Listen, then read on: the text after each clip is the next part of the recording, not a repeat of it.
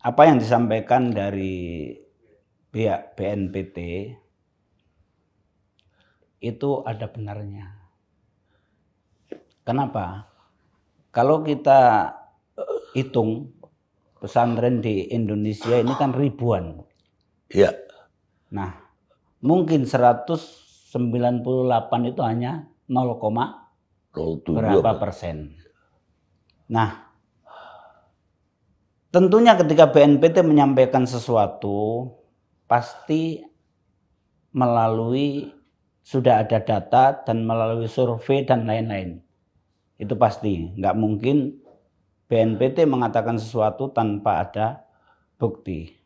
Nah, bagaimana saya menanggapi apa yang disampaikan oleh BNPT itu kemungkinan benar. Karena begini, ketika disampaikan bahwa terafiliasi ini apa, itu. Kalau terafiliasi ini misalkan melalui survei, bahwa di pesantren ditanyai tentang bagaimana pendapat tentang jihad Irak, tentang jihad Suriah, mayoritas pesantren itu pasti setuju. Terutama pesantren yang dibawa, yang ada kaitannya dengan misalkan DI, Darul Islam, atau pesantren kami, JI Jamaah Islamiyah. Dan pesantren-pesantren yang mungkin di luar daripada NU sama Muhammadiyah. Itu. Jadi hingga sekarang ini kami tahu ketika BNPT menyampaikan sesuatu seperti itu kemungkinan benar. Itu. Nah, ini bagi masyarakat tidak usah resah. Tidak usah resah. Karena apa? Perjalanan atau hal yang semacam ini sudah lama terjadi. Bukan sekarang-sekarang saja. Dari dulu udah ada. Dari dulu sudah ada. Jadi bukan pesantren itu terafiliasi akhir-akhir ini, bukan.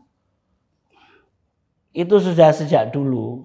Kan sering saya sampaikan bahwa disebabkan oleh paham mukhlas almarhum yang ditanamkan kepada saya ketika saya usia kelas 4 SD. Ketika itu mukhlas sekolah di Pondok Pesantren Al Mukmin Nguruki Solo. Yang saya umur segitu sudah mengerti bahwa Pancasila itu tauhid. Soeharto tauhid. Harus dilawan dengan jihad. Kita itu berkewajiban mendirikan negara yang berdasarkan Islam secara 100% atau negara Islam. Itu tahun segitu, Pak Karni. Nah, pondok-pondok yang seperti itu tentunya semakin hari semakin banyak. Semakin banyak. Itu. Jadi apa yang harus dilakukan? Apa yang harus dilakukan? Sering saya sampaikan bahwa Indonesia ini tentang masalah-masalah seperti itu rawan. Apalagi ketika disebut bahwa masjid ini terafiliasi ini atau pondok pesantren terafiliasi ini masalah yang rawan. Tetapi faktanya memang begitu. Itu. Nah, bagaimana masyarakat itu bisa tahu bahwa mana toh pesantren yang berafiliasi ke organisasi terorisme? Itu tidak ada yang bisa menerangkan kecuali yang tahu. Dalam hal ini kalau yang resmi negara berarti BNPT yang menyampaikan itu. Iya, memang. Kalau dari mantan teroris saya yang bisa menyampaikan. Makanya saya konfirmasi. Iya. Ini benar nggak?